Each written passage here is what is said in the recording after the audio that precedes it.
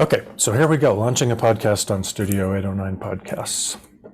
The first question that you may have or may not have, depending on how familiar you are with podcasts, is where is it going to be? And the main, I want to quickly go through the main homes for your podcast. And the first one, media host, is probably the most important because you just don't have a podcast if you don't have your audio file residing somewhere on the internet. And we can't just upload our audio files to a regular website because the servers and all of the background code and everything aren't really designed to be downloading audio files or big media files, video or audio files, to users in the way that the podcast listener is accustomed. The whole podcast ecosystem really requires a special service called a media host. And we'll just do those one at a time. So let's talk about the first one, media host. I've probably told you all already that all of our podcasters so far are using Libsyn, which has been the longest running, most dedicated media host service out there. They really are big champions of podcasting, but they are not the only media host. So if you decide for some reason that you want to use a different media host, you can, and that won't really change your relationship with Studio 809. It's a decision that you get to make. But basically, I'll give you kind of a quick rundown on what happens with your podcast on Libsyn and what Libsyn will do for you. Once you've logged into Libsyn, I'm showing you here just kind of the dashboard for one of our podcasts, Making Democracy Work. And you have access to, first of all, settings, which is where you first, whoops, I clicked on the wrong thing. Oh, that's because I'm in PowerPoint. Crazy Dave. You've got, in fact, let me go back one. So here you've got at your dashboard, you can go to settings, which is the main information about your podcast. And that's one of the first things that you'll fill out or I'll help you fill out or we'll fill out for you, just to tell all of the podcast directories and aggregators out there the name of your podcast, what it's about, the artwork and all those things. Those kind of go into settings. And then the content section is where you actually will be uploading your audio files. Destinations on, I'm trying to remember whether I think I've got examples of some of these pages. Here's for Making Democracy Work, they've got 12 episodes so far that they've done since, that's the League of Women Voters of the Pikes Peak region, since they launched their podcast. And so here in the content department, they can go back in and change the information about a podcast or replace an audio file. But this is also where they will go, or where you guys will go, to upload an audio file and put in the information about a specific episode. Show settings is the section that you just pretty much just do once at the very beginning of the life of your podcast, and put in your title and a show description and the artwork for your podcast and what categories you want the podcast to appear in primarily in Apple Podcasts, but a few other podcast directories out there also have categories, decisions that you'll make. And if they're separate decisions that are separate from the Apple Podcast categories, you'll get an opportunity to choose those categories in another section. I will just make a point here that I'll probably return to, and that is that the title of the podcast is really critically important in attracting new listeners. And shorter is better because, as you know, titles of things on the web end up getting truncated frequently. So if you have a long title, then it may not all be seen in some podcast directories. And the show description, a lot of the directories just show you the first sentence or the first 300 characters or something like that of the description. So you always want to load the most important items into the front of your show description.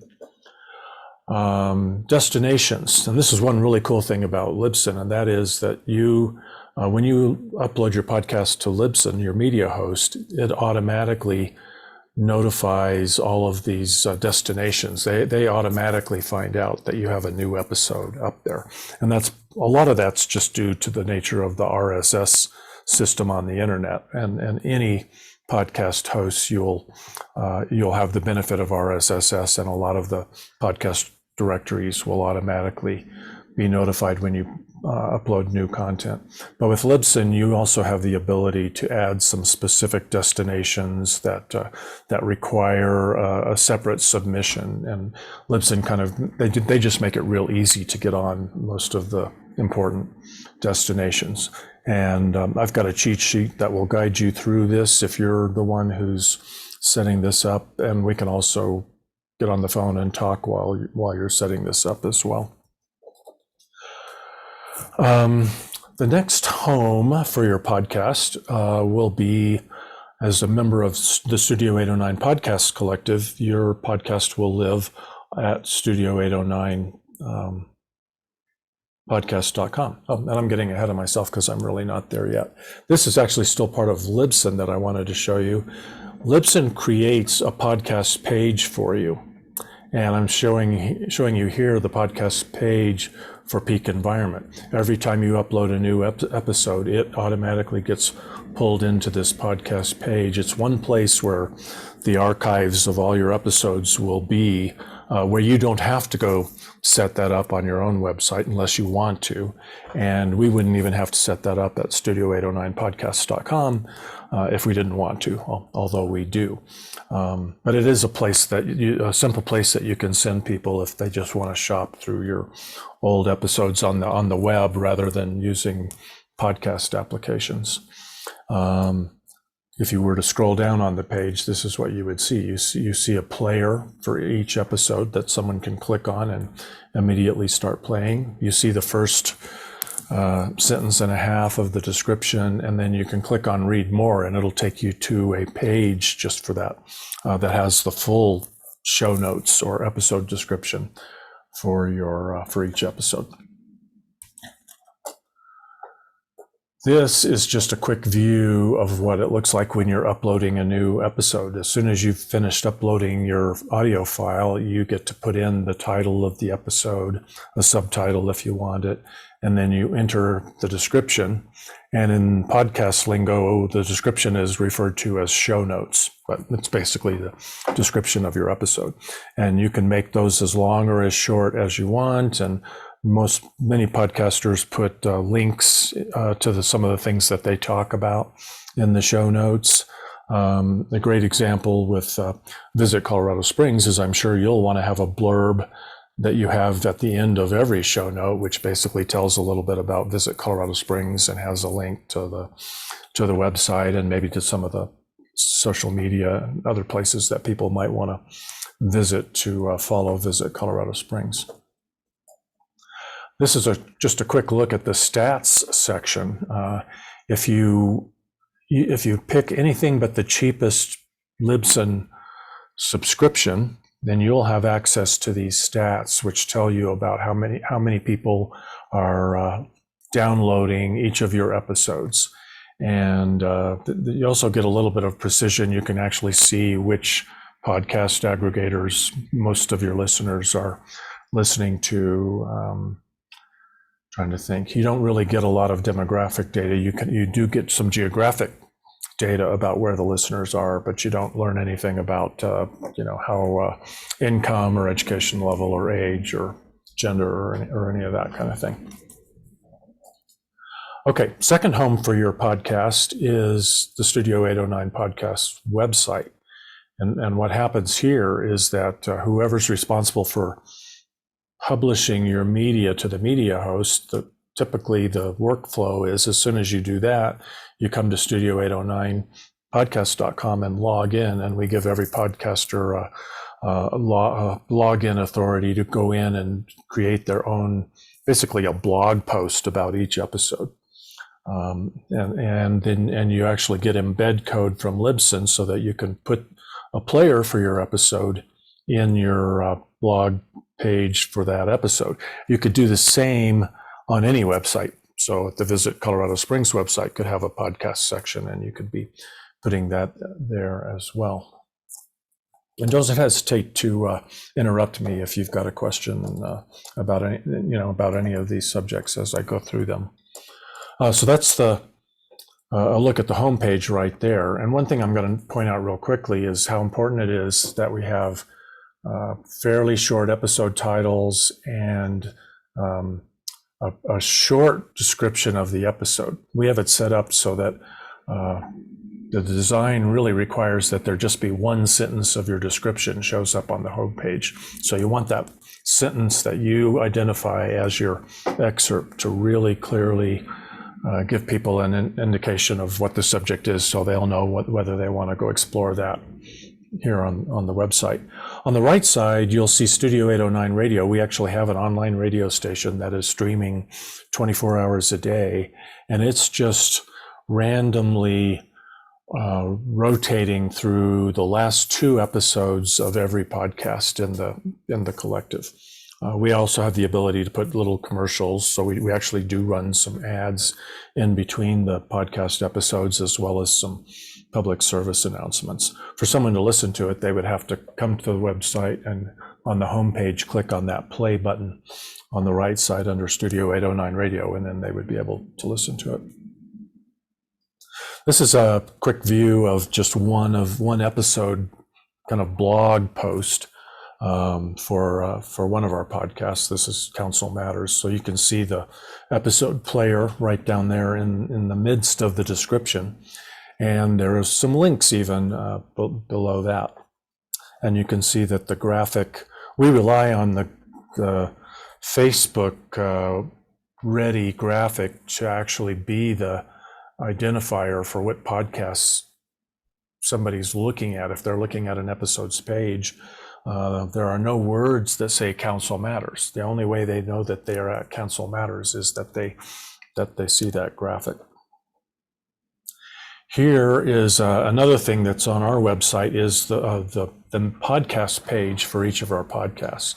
And this would be where there are archives of every episode that's been posted to the website, plus some generic information about the podcast at the top of the page. And this just automatically gets built every time you publish a new episode and do a post on our website. Then it'll pull in the latest post into your podcast page here.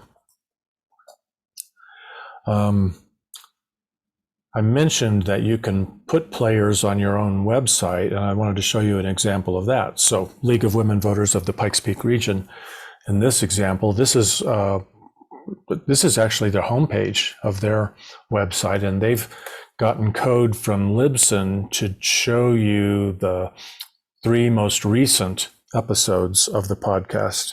And then you can scroll down and actually get farther back in their archives as you want. And you can click on any of those play buttons and it'll immediately start playing.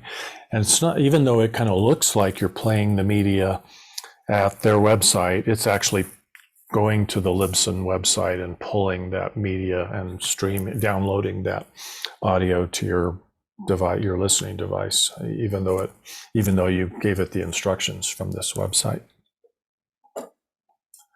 And then the other, probably the most important home for your podcast is going to be all the places that people who are listening to audio content get their audio content.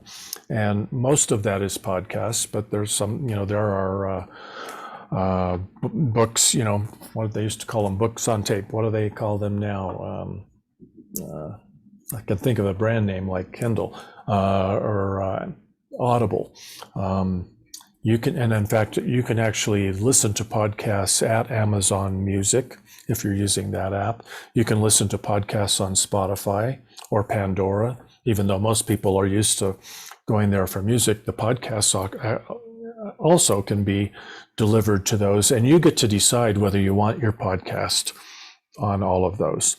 It's pretty unlikely that you wouldn't want your podcast to be available everywhere you can possibly get it. It doesn't cost you any money for that to happen. So there's an example here of most of the major podcast aggregators or directories. And all of these directories, the minute you publish a new episode, just by virtue of the RSS feed, these guys all get notified that there's a new episode, and at least within a couple of hours, that new episode will show up on each of these for the people who are listening to podcasts using those aggregators. This is a lot to look at, this little chart, but Apple Podcasts has been and remains the most used podcast app out there. Over 50% of the podcast listening today happens through Apple Podcasts. Google Podcasts is way behind, but they are growing, and Spotify is way behind, but it is growing. So Google Podcasts and Spotify are, I think, the next two in ranking in terms of how much podcast traffic they have. Let's see, I wanted to show you this. This is YouTube.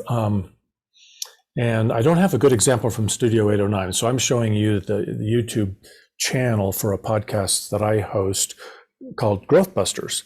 And you'll notice in the list of all, if you look at the icons or the thumbnails rather, for all of the episodes of the podcast, a lot of them have the same thumbnail.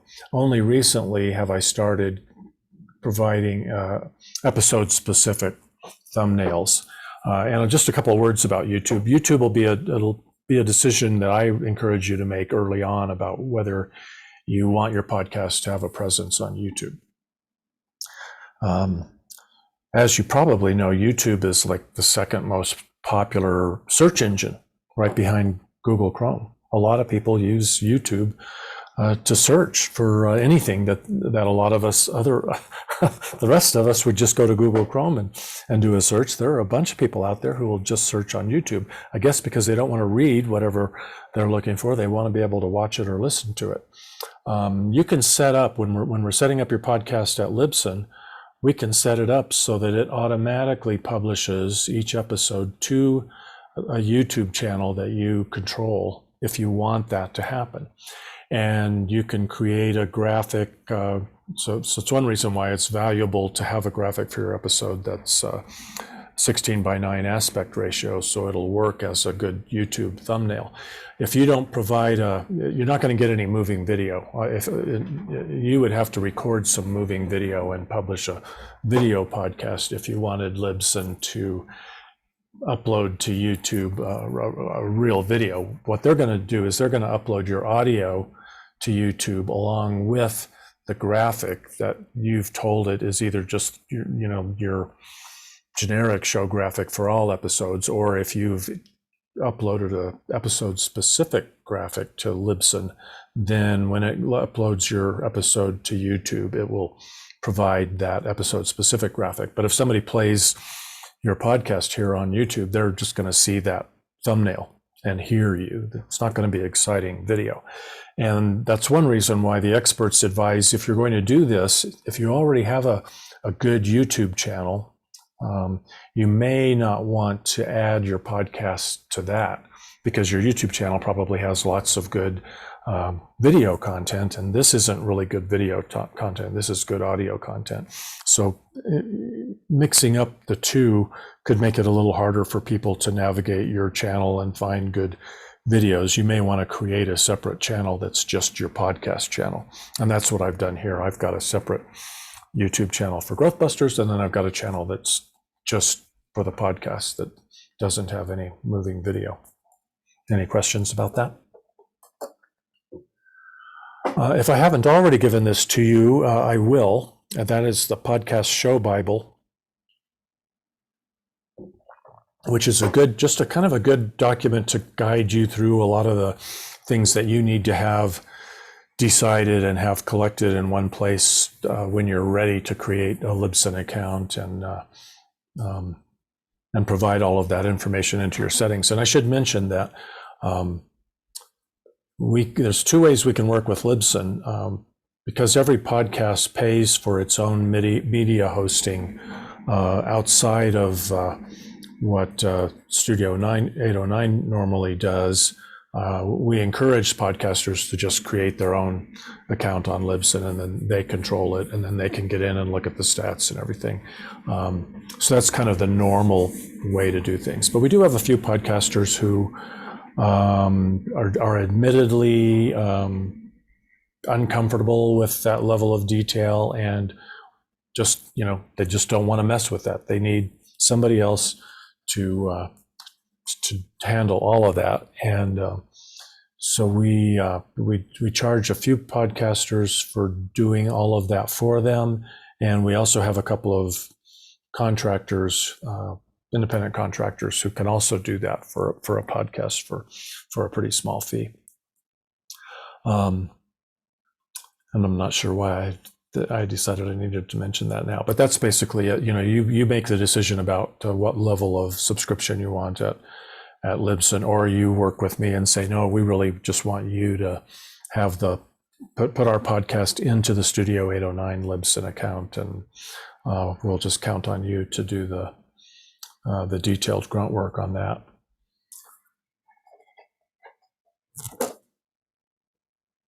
I guess I should add that Facebook, I didn't make a slide for Facebook, but Facebook is another place where your podcast can live now. Facebook has recently started something called Facebook Podcasts, where if you have control over a podcast and you've got a Facebook page, you can create Facebook podcast section of your Facebook page that will automatically bring in, every time you publish a new episode, it'll grab your RSS feed and it'll bring in the new episode into Facebook, and people can listen to it on Facebook. They can't on the desktop though.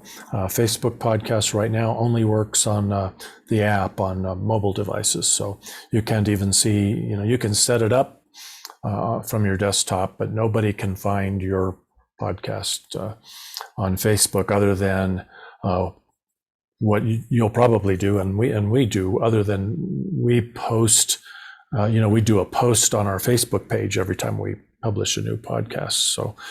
So there'll be the graphic for your podcast and a link, so somebody can click on it and it'll take them to that episode at the Studio 809 website, where they can then listen to it. I want to make sure that you guys know about these key branding items for your podcast. These are the things that you've already been thinking about, and you may need to do a little bit more thinking about them. But these are the critical things. I already mentioned how important title is. Sometimes it's tempting to have a creative, clever title. And I'm not saying you shouldn't or can't get away with that, but it makes it a little bit harder for people who are looking for what you specifically have to offer. If the title doesn't give them a hint about that, it makes it a little bit harder for your podcast to be discovered by the people who will want to follow your podcast. The artwork, I've got a new podcaster guide that lists and actually page 2 of the podcast Bible also lists the sizes of artwork that you're going to want. You're going to want to have the square image that really represents your podcast on most of the podcast apps, including Apple Podcasts. But you'll want to have a Facebook ready wide aspect graphic. You may want to have a Twitter specific graphic, and you'll want a wider graphic that can serve as the banner at the top of your podcast page on Libsyn. And I'm happy to help you in the development of those. I would recommend really highly that you do some benchmarking, that you look at what other podcasts are doing. You'll after you've shopped a little bit, you'll start to get the sense of who's doing it well and who isn't, what makes a good podcast graphic tile and what doesn't. Log line, you don't see that term used very much with podcasts. That's really a holdover from film and television, and it was really from the days when people when they were looking to see what was on TV, they had a TV guide or a TV log that they got in their Sunday newspaper, and they would glance through it to see what was on and what they might want to watch. And there was a real limited space. And so there would just be a really frustratingly short description of whatever the film or the TV series episode was about. There wasn't very much there, but that's the log line. It's the line that will fit into a TV log, let's say. And so in our case, I encourage podcasters to think about a log line, because there's going to be a lot of places where you're going to want to promote your podcast, and you're going to have that elevator pitch on steroids. You're going to have a sentence at the most, ideally even less than a sentence, that really just gets at the heart of what your podcast is about. And that ought to be really the first sentence in the description in your show settings. And I mentioned categories already, so you'll want to maybe shop through the categories on Apple Podcasts for sure. And I think I can get you a list of them if you don't find one, so that you know which categories you want to put your podcast in when you first get it set up. Some people shop and they just shop for a certain category. You're allowed to select 3 categories in Apple Podcasts. And a couple of other aggregators, I think, use the 3 category limit as well. So if you're doing your benchmarking, here's a little benchmarking right here. Here is a glimpse of the main show tile for some of the most popular podcasts on Apple Podcasts. So you can kind of get an idea, well, which of those are easy to figure out? Which of those really grab me? Which of those make it pretty clear what I might be getting if I decide to investigate that podcast? Here's what they will look like on somebody's iPhone when they're using Apple Podcasts app. They're pretty small, so I don't recommend using really small type on your square graphic. Also, the very bottom of the tile in Apple Podcasts, it gets covered up when they're listening to when they start to listen to part of your episode. There's a little player progress thing that will show up over the bottom 20% of your tile. So you may not want to have the most critical text be in that bottom 20%. Same thing, here's some tiles over at Spotify. I think I did a search to pull up these tiles. Oh yeah, I did a search. I just clicked on comedy. So this is the comedy category in Spotify. And notice, I thought I'd show you this page just to give you kind of an example of trying to be really brief or put the most important stuff at the beginning of your show description and your episode descriptions. You'll see here you really just get 2 lines on Spotify about each episode. So you might write 3 paragraphs about the episode, and that's fine, but make sure that the first sentence or 2 really convey the most important content of your episode. And over on the right here, you'll see about, and until you click on see more, you're limited to about a sentence from what Dax Shepard wrote about his podcast. And I'm not sure that he did the best job of front loading his description, but he probably doesn't have to, because he's got good reputation, word of mouth going for him on podcast discovery. These are the 3, these are examples of the 3 main graphic sizes that you'll want to have.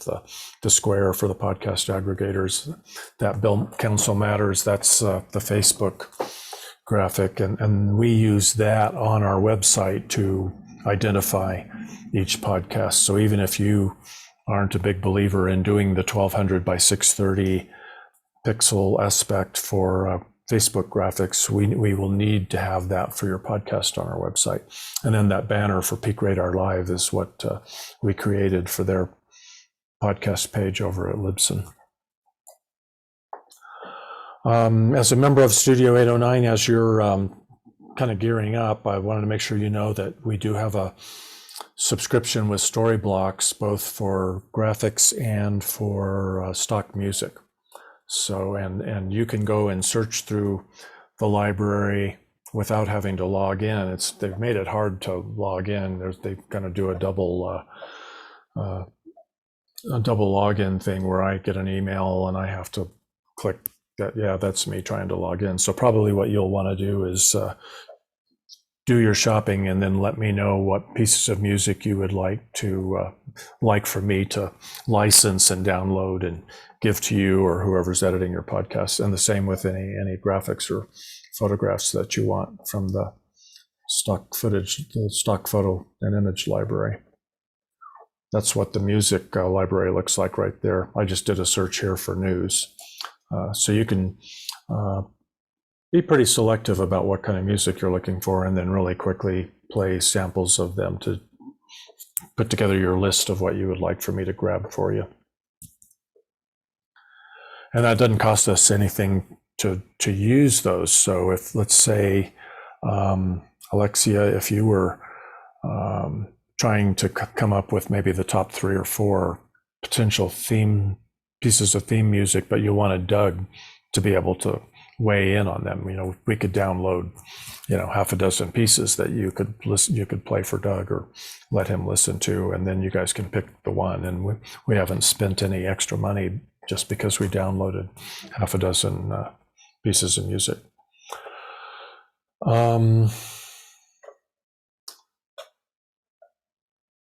Can't remember now what I was trying to show you here. This is an episode. So this is the podcast page for Peak Town Square. And look at my outline. Well, I think I just wanted you to see how we use the log line. That very first sentence in the description there is the log line. Colorado Springs movers and shakers take the mic to share what's happening in our city. If no one sees anything beyond that, we feel like that, in a nutshell, will convey enough so that they would know whether they wanted to check out this podcast. And you can see we can put links in there. This is a really pretty short description. Most podcasts will have more information about the organization or the person who is involved in creating that content. These are the Libsyn subscription plans, $5 a month, up to $40 a month. Most of our podcasts are on the $20 a month plan, which gives, you have to be at the $20 level to get the detailed listener stats. You can actually get the $5 plan and pay $2 a month extra for really basic stats. So $7 a month will give you a little bit of stats, but you guys are pretty serious about what you're doing. So I'd be shocked if you didn't want to get the level of detail that the $20 a month plan allows you. And you can see that they have a quota of how much content you can upload each month based on your plan. The $20 a month plan, that 400 megabytes, you could get close to 10 one-hour episodes uploaded in a month on that plan. So we have yet to have any podcasters who are so prolific that they were having to worry about exceeding the $20 a month plan. And if you, at some point down the road, you decide to stop creating new episodes, but you want all of the history of the podcast to still be available and out there, you can switch to the $5 a month plan, and all of your files will still be there. They'll still be served up when somebody wants to listen to the podcast.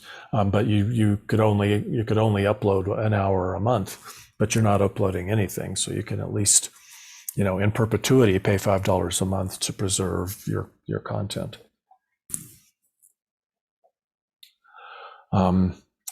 Once we get your podcast set up on Libsyn, the next thing we will do initially is go to Apple Podcasts Connect and tell Apple Podcasts, hey, we've got a new podcast. And in order to do that, a couple things have to happen. One is you've got to have filled out all your show settings on Libsyn so that your RSS feed is sending Apple Podcasts the information that they're looking for. But you also have to have one episode published. You cannot submit to Apple Podcasts Connect until you have got some audio content already uploaded. And Right now, if you were to submit your podcast to Apple Podcasts Connect, you might have to wait 2 weeks for your podcast to show up because they all like to take the end of the month of December off. So they slow down. Normally, you can submit a podcast and have it approved within a day, sometimes just within an hour or two. But because of that lag and the fact that we don't have any control over it, my advice to people planning a podcast launch is to, if you don't want to have your first episode up yet, then create maybe a little trailer, a minute or two that says, hey, welcome to the Dave Gardner podcast. We'll be, publishing our first episode soon. Here's a little bit about what you can expect to find if you follow this podcast. Publish that, and then that gives you something so that you can go ahead and go to Apple Podcasts Connect and get your podcast into the submission process. And then all of the other destinations also will be finding out about your podcast, and you can relax then for a week, get your first episode finished so that you can publish it and then let the world know about your podcast, because you really don't want to do a lot of heavy promotion about it if people can't find it yet. One last comment about Apple Podcasts Connect. Apple has improved things to where, as you can see on this one account, I've got several Studio 809 podcasts. It used to be that your Apple ID and your Apple Podcasts Connect account, they are connected, but it was just to you personally. It was just impossible to set up a business that had multiple podcasts. But now that's changed. So I'm logged in not to Dave Gardner's Apple ID, but to Studio 809's Apple ID, where I can submit several podcasts. But you'll need to decide if you want to go down this road or whether you want to set up your own Apple Podcasts Connect account for your podcast. It really is one of the important ways that you own your podcast. If you have me do it, then if we ever have a parting of the ways, there'll be a little bit of work that we have to do in order for us to get Apple to disconnect it from Studio 809's account and connect it to whatever account you want to have it connected to. That can be done, but it's just a couple somersaults that you have to do. Most of the time, you wouldn't have any reason to ever need to log into Apple Podcasts Connect except for one. And I don't have anything to demonstrate it to you, but there's one listening stat that you can get from them that you cannot get from Libsyn. And that is how long you're keeping listeners during an episode. Libsyn just tells you whether your episode got, somebody started playing it.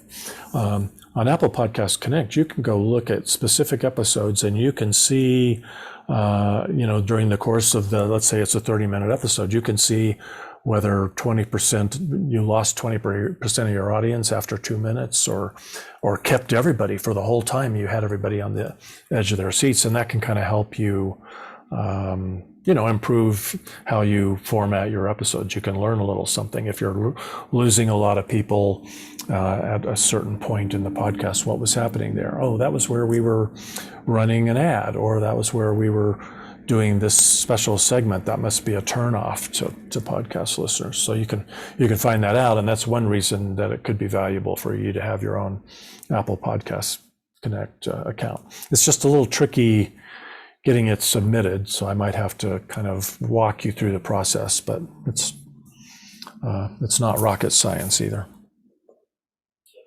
Our Facebook page, what we do is every member of the collective is made an editor on our Facebook page so that you can post on the Studio 809 podcast Facebook page about your podcast. You can post every time you publish a new episode, or you can post a teaser about an upcoming episode, or you can even post here about some event that you have planned. It's really designed to kind of keep the community engaged.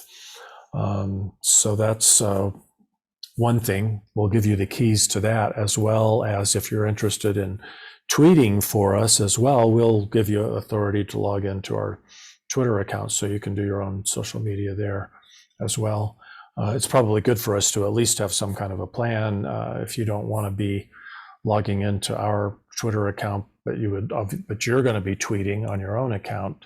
If you want me to go to Twitter and retweet your tweets, then we just need to kind of develop that process so that it either automatically happens or so that you email me every time you have something that you would like for me to go tweet. And maybe we'll have a volunteer soon who will be in charge of that, and it won't be me. Right now, I'm the only one who's doing any of the tweeting, but everybody's doing the Facebook posting because that's pretty easy to do. That's our Twitter profile right there. You can see we're not really setting the world on fire. We've got 120 followers, and part of that's because I'm just not a real prolific Twitter user. I'm not the best Twitter user, but we've got a good start there, and I would welcome assistance from anybody who wants to help us get that beefed up.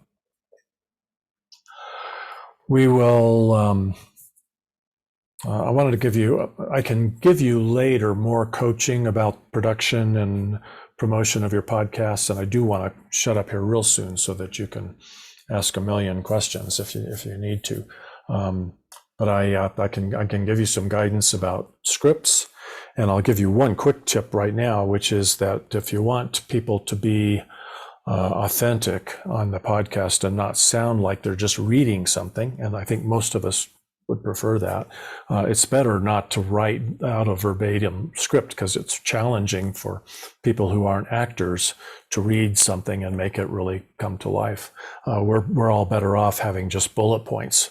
You know, if you want somebody to make sure, or if it's yourself, if you just want to make sure you don't forget these key items to mention in an episode, just put bullet points on the page so that you're forced to come up with spontaneous verbiage to go with it, and then you'll be a lot more authentic. But I do find that it's really helpful to have some reminders about some of the things you want to make sure you mention, at least going in and out of an episode. I've already given you my best advice about titles and show notes, but I can show you some examples and share some templates with you if you want. As a member of the Studio 809 Collective, you can record in our studio anytime you want. We have a Google Calendar, so I can give you the authority to post on that calendar, and you can look and see when other sessions are scheduled and schedule around those and reserve your own time.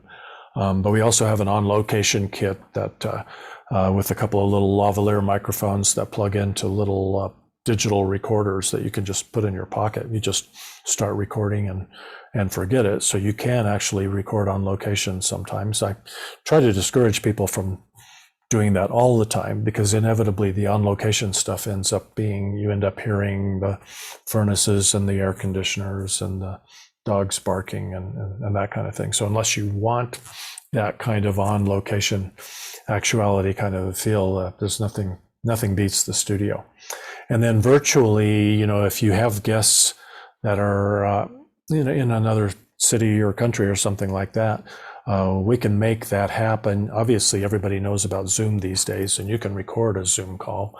We actually have an account with a service that provides much higher quality audio than Zoom, called Riverside, and we can give you the login information and teach you how to use Riverside if you need to do that. And you can actually come into the studio so that you're getting studio quality microphone and acoustics, but you're on a computer or using Riverside talking to a guest in New York City or something like that. We can make that happen as well. So those are your three options. Nothing better than studio, though, if you ask me. Somebody's going to have to do a little bit of editing on your podcast. Sometimes it's a lot, sometimes it's not much, just depending on your style of recording. But there are some very specific things about your file that you will upload to Libsyn, and we will coach you about that and give you some cheat sheets or help connect you with somebody who has that expertise who can do that for you if you choose to go that way. But a number of people. It's not ours, so it's all yours. We didn't even put ours out today. Sorry about that interruption of audio. We've had a number of beginners that we've taught them how to edit their own episodes. There's some really good free, surprisingly powerful software that you can use for free. But then there are some podcast hosts and producers who just want to hire somebody or find a volunteer to do that. And I am happy to do all the teaching that anybody needs to get them up to speed on that. And let's see, we already talked about the stats, so I can skip that. Hang on a second, I'm just going to close the door so you can hear me.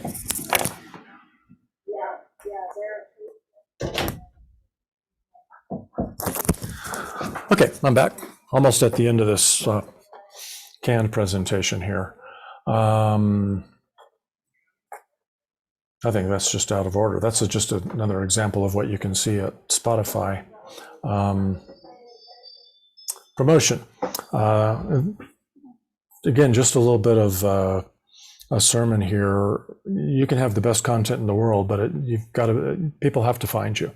And so you've got to somehow be proactive about getting the word out about your podcast. No matter how famous you are, no matter how great your podcast is, you're going to need to do some work on that. And we try to help you, and we try to help each other. And we're going to be upping our game in that department. And that's really the first sub-bullet there on this graphic, cross-promotion among podcasts. You can record your own little ad promoting your podcast that you can give to all the rest of the podcasters in our collective and say, will you please attach our ad at the beginning or the end of your every other episode, or occasionally attach that to episodes of your podcast or what have you. And then you need to be willing to do the same for yours.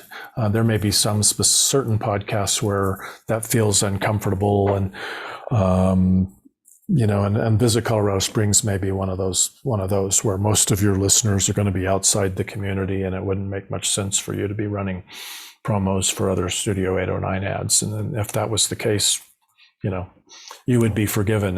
You wouldn't be able to scratch their back, but they might still scratch yours and help promote your podcast. We are running ads in the Independent every week. I don't know if you've seen those, and we're going to continue doing that. And some of those have been generic that kind of just maybe encourage people to go to our website and find out more. But we're also trying to advertise specific podcasts, because the podcast listener, I think that's what's going to make them act. They're going to see, like the ad that just came out today is for Outdoors with Hiking Bob. That's going to get somebody who's an avid outdoors person, a hiker or someone like that. If they hadn't heard about it, they will say, oh, I'm going to go to Spotify or Apple Podcasts or wherever I get my podcasts, and I'm going to search for Outdoors with Hiking Bob. And boom, he's got a new listener. So we'll work with you on the timing of advertising your podcast in the Independent, and make sure that you know when you're going to have a presence there. We also, same thing about posting on the social media for Studio 809, and I already mentioned that the podcasters are responsible for that. Peak Radar also does some advertising for Studio 809 in general. We have Studio 809 t-shirts that I can furnish you with the link, and you can order that and help us just get the word out about Studio 809 podcasts as you become a proud Studio 809 podcaster. But promotion is something that we can't do too much of, and I hope to see us doing it more and better in 2022. Advertising. You can sell ads for your podcast if you want, and 100% of the revenue belongs to you if you do that. We do sell some ads that so far we've just done that with one advertiser, but we'll be doing that with more, where we put together a package and they're advertising on 6 of our 14 podcasts, or 2 of them, or all of them. Just depending on what the advertiser is trying to do. When we do that, we work it out with you to make sure that you get the ad, or you get the copy so you can read the ad. And then we keep track of which of your episodes has that ad, and we give you 50% of the revenue from that ad. And so we have some We have a couple podcasts where they are just about to the point where they don't have to spend the $200 a year in cost sharing to belong to the collective. That's kind of automatically comes their way just in the way of ad revenue that's being shared with them. That is it. So now I can answer your questions. Dave, I don't have any immediate questions, but like our team's losing power. Sheridan had to drop because she lost power. Oh, So shoot. if we could have this recording, that would be very helpful. Good thing we did that. Yes. And thank you for the very thorough overview. That's really helpful, and it definitely feels less intimidating to get started. So I appreciate that. Sure, sure. In terms of questions, the only question that I really have, I think you did a thorough job, is, I'll review everything and get everything set up. And then when we do want to do studio time, how does that work? Well, like I said, you can reserve it on the Google Calendar that I'll give you. I'll invite you to. But obviously, you need to. We need to work out the logistics, which we'll do with Alexia and Sheridan as well. Whether you're going to come into the studio the first time, you're going to come in for a training session, and I'm going to show you how to operate the studio. Give you, make sure that you have access to the building and the studio, and you can do it yourself, or you can have somebody who comes in and assists you that is a friend or a volunteer, or you can hire somebody. I will definitely babysit your first couple of sessions to get you up and running, but the new mixer that we have in there is pretty goof proof, so it wouldn't be too challenging for you to come in and just do it yourself if you decided you wanted to. Okay.